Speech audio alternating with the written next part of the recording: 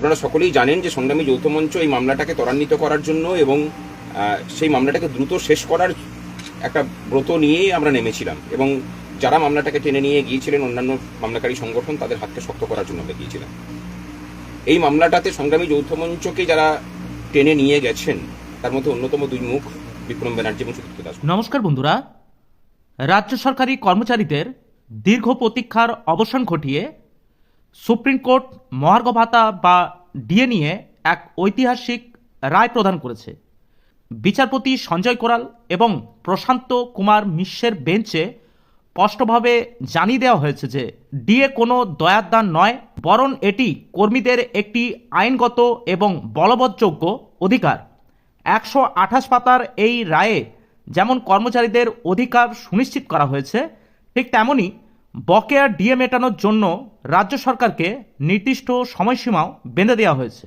Supreme কোর্টের এই DA মামলা রায়ের পর সংগ্রামী যৌথ মঞ্চের আহ্বায়ক শ্রী ভাস্কর ঘোষ মহাশয়বাবু এই নিয়ে তিনি কি জানিয়েছেন সেই ভিডিও আপনাদের কাছে তুলে ধরব এবং ডিএ মামলা সম্পর্কিত যেসব গুরুত্বপূর্ণ তথ্যের আপডেটগুলি আসতে চলেছে সেই আপডেটগুলি সবার প্রথম পাওয়ার জন্য অবশ্যই আপনারা আমাদের চ্যানেলটি সাবস্ক্রাইব করে রাখতে পারেন। সংগ্রামী যৌথ মঞ্চের পক্ষ থেকে আজকে আমরা এখানে এসেছি। প্রথমে সিদ্ধার্থ দাস, আমাদের এক আইনজীবী সিদ্ধার্থ ব্যানার্জি, যিনি ডিএ মামলায় আমাদের আইনজীবী ছিলেন, তার চেম্বারে যাওয়া হয়েছিল। তারপরে এখন আমরা এসেছি বিক্রম ব্যানার্জি এবং সুদীপ্ত দাসগুপ্তর চেম্বারে।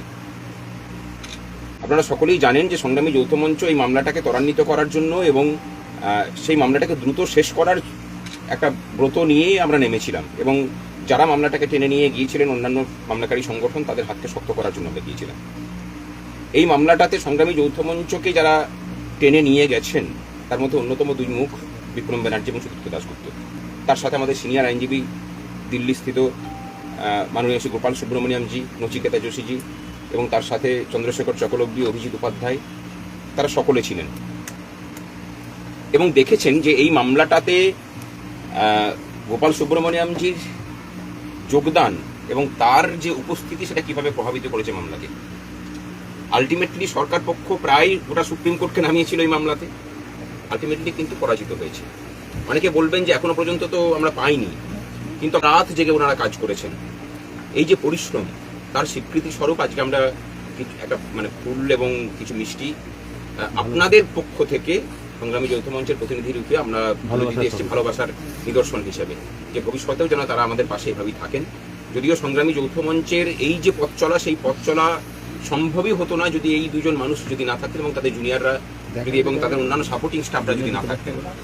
আমরা সকলের জন্য কারোর নাম করছি না, সমস্ত জুনিয়র তারা বিভিন্ন কেসে আমাদেরকে অ্যাসিস্ট করেন। আপনারা জানেন যে আমাদের দুই অন্যতম সহযোগী নেতৃত্ব তাদেরকে বদলি করা হয়েছিল, তারা অফিসার গ্রেডে চাকরি করার পরও তাদেরকে বদলি করা হয়েছিল, সেই বদলিও পর্যন্ত আটকেছে। সমস্ত কিছু এদের কৃতিত্বে আমরা এসেছি, তাদের হাতে ফুলের তোড়া তুলে দিচ্ছি এবং তার সাথে কিছু মিষ্টি, এটুকুই।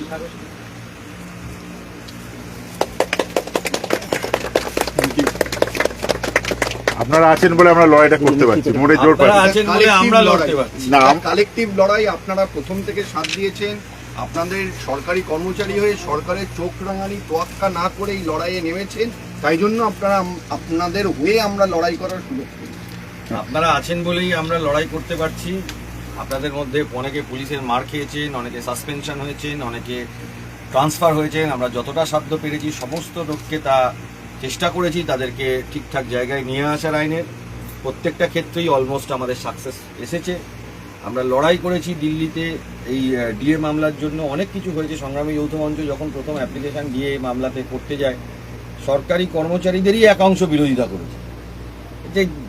যেহেতু সংগ্রামী যৌথ মঞ্চের শক্তিটা এতটাই বেশি যে সেই বিরোধিতা ধোপে টেকেছি। আমরা লড়াই করতে পেরেছি, লড়াই করে জিতে আসতে পেরেছি। সবাইকে সঙ্গে নিয়ে আমরা চলতে চাই। আপনারা লড়াই করছেন বলে আমরা লড়াইটা করতে পারছি। পুলিশের মার খেয়েছেন অনেকে আপনাদের মধ্যে থেকে, তার জন্য আমরাও লড়াই করতে পেরেছি।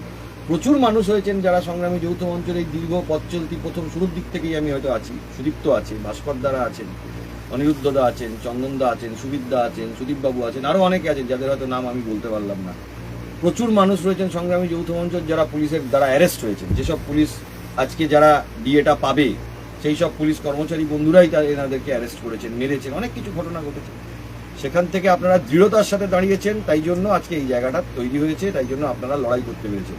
কিন্তু একটা জিনিস আমি আমার যে প্রিন্সিপাল সেটাতে আমি আপনাদেরকে আবারও জানাই যে কোনো কিছু কিন্তু ঘুমিয়ে ঘুমিয়ে পাওয়া যায় না, কোনো কিছু পেতে গেলে ছিনিয়ে আনতে হয়। আপনাদের পাশে ট্রাইব্যুনাল, আপনাদের পাশে হাইকোর্ট, আপনাদের পাশে সুপ্রিম কোর্ট, তা সত্ত্বে আপনাদেরকে কিন্তু এবারে জেগে উঠতে হবে, কর্মচারী সমাজকে জেগে উঠতে হবে। যদি ঘুমিয়ে থাকবো মনে করি তাহলে কিন্তু হবে না। যদি না জেগে উঠতে পারেন, লড়াই আন্দোলন করে এটাকে যদি ছিনিয়ে না আনতে পারেন, তাহলে তো আপনাদের কিছু হবে না, মানুষও আপনাদের ওপর আর ভরসা হারিয়ে ফেলবে। তাই জন্য নিজেদের অধিকার পাওয়া যায় না, অধিকার ছিনিয়ে আনতে হয়, সেই প্রস্তুতি আপনাদের নিতে হবে। কারণ সমস্ত জায়গায় আমরা জিতেছি, তাহলেও দেবে না কেন? এটাকে বার করে আনতে হবে এবং বার করে আনার জন্য সংঘবদ্ধ লড়াই, আমি আপনাদের কাছে এই আহ্বান জানাবো, সংঘবদ্ধ লড়াই আপনারা শুরু করুন। এটা হচ্ছে হলো সঞ্জয় দা এবং আমার জুনিয়র, আমার বন্ধু সুদীপ তো ডেফিনেটলি, আমার জুনিয়র এবং আমার যারা ক্লার্ক সঞ্জয় দা, সত্য, শুভ, সুশান্ত, এরা যদি না থাকে আমরা কোনো মামলাই করতে পারবো না। এবং এত যে মামলা, বিভিন্ন মামলা, একটা তো মামলা নয়, প্রায় হাজার হাজার মামলা, এনাদের মানে যা সহায়তা আছে, এই জন্যই আমরা কিন্তু প্রত্যেকটা মামলাতে যতটা পেরেছি সফলতা অর্জন করার নিষ্ঠা ভরে চেষ্টা করেছি। এনারা কিন্তু প্রত্যেকেই আমাদেরকে খুবই কোঅপারেট করেছেন। আমার প্রত্যেকটা জুনিয়র, ইন্ডিভিজুয়ালি আমি কারোর নাম বলবো না, কিন্তু প্রত্যেকটা জুনিয়রই ভেরি কম্পিটেন্ট এবং তারা লড়াই করার মতন স্পিরিট, রাতে বেলা দিনের বেলা, কখনো কাউকে যদি বলি এখান থেকে আমাদের চেম্বারে মেয়েরা পর্যন্ত, মেয়েদের কৃতিত্ব না দিলে আমার হবে না, কারণ তারা নিজেরাও আমাদের এই সমাজ ব্যবস্থার মধ্যেও আমার চেম্বারে মোটামুটি ধরে রাখুন 11টা 12টা 1টা 1.5টা সারা রাত জেগেও কাজ করেছে এই হাইকোর্টের মতন জায়গাতে। তাই জন্য এনারা আছেন বলেও আমরা লড়াই করতে পেরেছি। এটা কিন্তু একা আমার প্রয়াস বা সুদীপ্তর প্রয়াস বা কারোর একার প্রয়াস না, সংঘবদ্ধ লড়াই সেটারই প্রয়াস।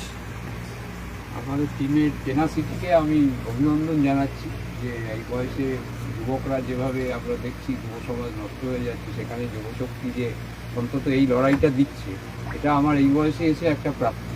এটা অতীতে আমি এইভাবে দেখি।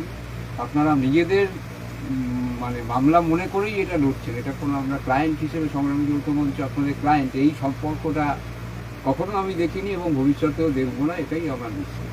অনিরুদ্ধদা সম্বন্ধে আমার কিছু বলার আছে, ইয়ং জেনারেশনের ওনার থেকে শেখা উচিত। এই বয়সেও বয়স যে হার মানে না, সেটা একমাত্র স্পিরিট আমার ব্যক্তিগতভাবে মনে হয়। সেটা হলো অনিরুদ্ধদা। তিনি আজও মাঠে ময়দানে লড়াইয়ের জন্য কামড়ে পড়ে থাকেন এবং আমি নিজে দেখেছি উনি অনশনেও উনি পার্টিসিপেট করেছেন এই বয়সে।